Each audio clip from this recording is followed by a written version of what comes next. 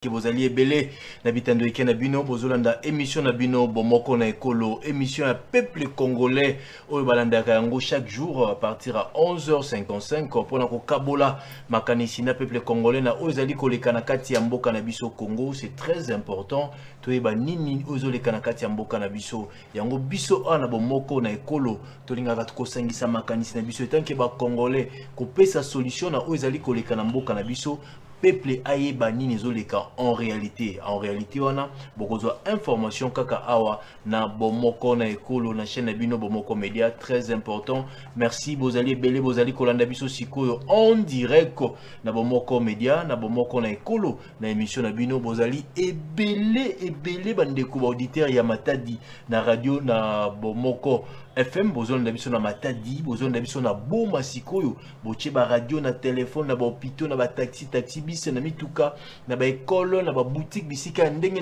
na ba wenze surtout na wenza dinalo na Boma bozolanda biso bolingaka émission oyo bomoko na ekolo. Merci na kinzamvu ete boza ebele place bateka rabita bewana na kinzamvu ete boza ebele boche ba radio bozolanda émission oyo na Seke Banza na Kasangulu bozolanda ngo na Songololo na Luila bozolanda yango na Kanyama KCC bozolanda yango na Buta bozolanda yango na Lomami bozolanda yango na Kisangani bozolanda yango na Chikapa na radio en direct bomoko na ekolo boko benga biso bato nyonso bazo biso na radio sikoyo po tozali en direct na numéro au 089 52 66 986 pour ko participer na émission oyo okoki ko benga na 089 52 66 986 bomoko na ekolo émission à peuple congolais to pesi merci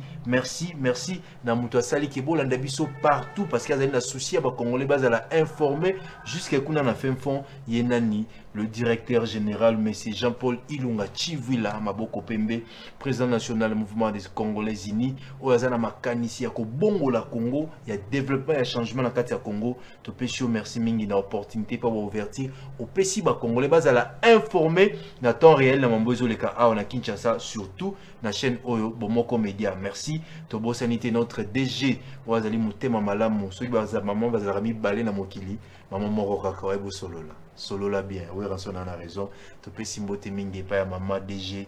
Inès Molang Chivwila wazali ko pesa valeur na ba personnel à musala wa